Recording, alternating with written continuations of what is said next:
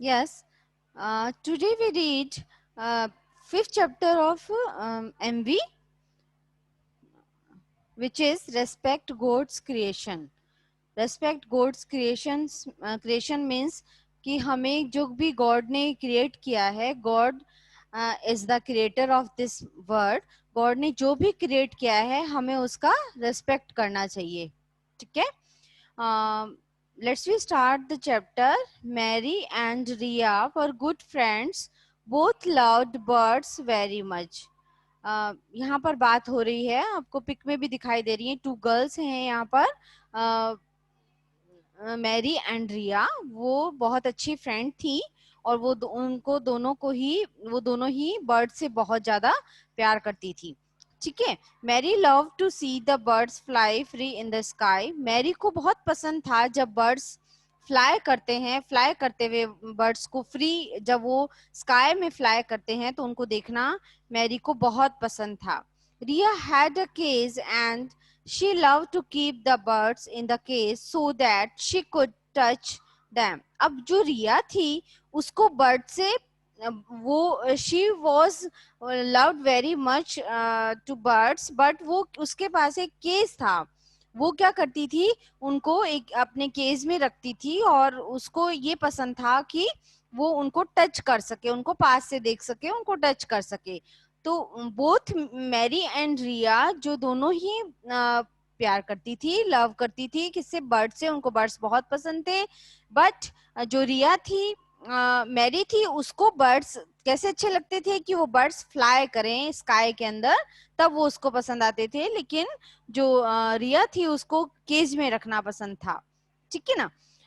Once a small sparrow got hurt and was lying on the ground in pain. एक बार क्या देखा उन्होंने कि एक स्मॉल बर्ड जो स्पैरो है, चिड़िया है, वो हर्ट हो गई और वो वहां पर ग्राउंड पर गिरी हुई थी और वो उसको बहुत पेन हो रहा था.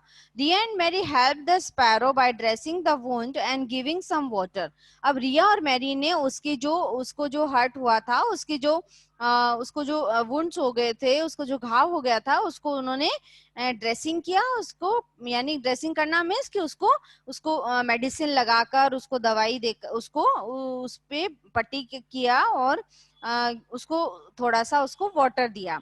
Ria soon put the sparrow in the cage and used to feed her inside the cage itself. अब रिया ने जल्दी से उसको स्पैरो को क्या किया, केज के अंदर रख दिया और वो उसको केज के अंदर उसको खाना खिलाने लगी. Mary on the other hand always took the sparrow out of the cage whenever she fed her. The sparrow could not fly as yet. Mary क्या करती थी, उसको बाहर रखती थी और वो उसको बाहर ही उसको केज से बाहर निकाल देती थी और जब वो उसको खाना खिलाती थी तो उसको बाहर निकाल देती थी. और स्पैरो जो है तब भी उड़ती नहीं थी, फ्लाई नहीं करती थी, उसको पता था कि वो मुझे खाना खिला रही है. The sparrow always liked to be with Mary because she took her out of the cage. अब स्पैरो को हमेशा पसंद करता आता था कि मैरी उसको जब भी उसको फूड देगी तो वो उसको केज से बाहर निकालेगी. तो मैरी को वो स्पैरो बहुत हमेशा उसको लाइक करती थी. Riya tried to play with the sparrow but she wouldn't respond. Riya उसके साथ स्पैरो के साथ खेलना चाहती थी बट स्पैरो उसको कोई भी रेस्पॉन्ड नहीं करती थी, कोई भी उसके साथ खेलती नहीं थी. The sparrow played with Mary whenever she fed her. Sparrow जब बाहर आती थी अपना खाना लेने के लिए, फीड करने के लिए जब बाहर आती थी तो मैरी उसके साथ खेलती थी और वो मैरी के साथ स्पैरो भी खेलती थी. Finally when the sparrow was fine Mary let her fly. अब जब फाइनली जब स्पैरो ठीक हो गई जब बिल्कुल वो, तो मैरी ने सोचा कि अब इसको हम उड़ा देते हैं. On seeing how happily the sparrow fluttered its wing, realized that birds and animals are the happiest when left free. She let the other birds also free. Mary ने क्या किया कि उसको फ्री कर दिया. जब वो ठीक हो गई तो उसको फ्री कर दिया और जब जैसे ही उसको फ्री किया तो स्पैरो अपने विंग्स को फ्लैटर करने लगी, ऐसे ऊपर नीचे करते हैं ना वैसे फ्लैटर करने लगी और वो बहुत खुश थी और वो उड़ गई. तो रिया ने रियलाइज किया कि बर्ड्स और एनिमल्स जो होते हैं उनको जब हम फ्री करते हैं, उनको जब हम अपनी केज से निकाल देते हैं तो वो बहुत हैप्पी रहते हैं। सबसे ज्यादा हैप्पी वो तभी रहते हैं जबकि हम उनको फ्री कर देते हैं। तो उसने क्या किया, जब उसने ये सब देखा तो उसने अपने उसके पास जितने भी केज में बर्ड्स थे उनको उसने फ्री कर दिया। We should never be unkind to animals. The animals to have life and also feel the way we do. अब जो हमें इस स्टोरी से क्या मोरल है, हमारे हमें इस स्टोरी का कि हमें क्या मिलता है सीखने को, कि हमें कभी भी एनिमल्स के साथ अनकाइंड नहीं होना चाहिए, उनके साथ कभी भी क्रूअल नहीं होना चाहिए, कभी भी रूड बिहेव नहीं करना चाहिए।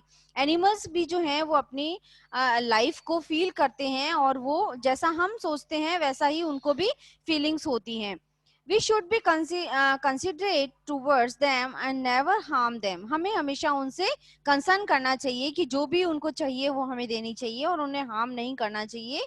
For instance, we should not throw stones at strayed rocks it if they do not harm us. अगर हम जो स्ट्रीट के डॉग्स होते हैं अगर वो हमें हार्म नहीं करते हैं तो हमें उनको जो है उनको पत्थर नहीं मारना चाहिए, उनके ऊपर स्टोन्स नहीं फेंकने चाहिए। We should respect animals as they too are God's creation after all.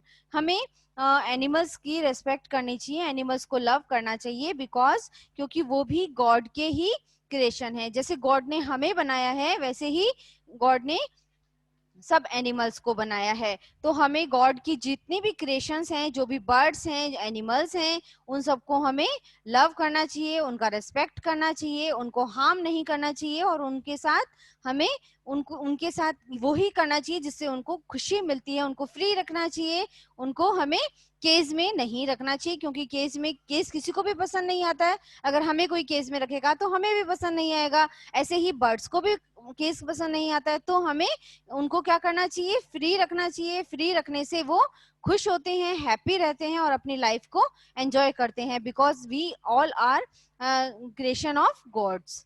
Okay, तो student, this is the story of your MV book. I hope you understand very well. You like this story? Okay.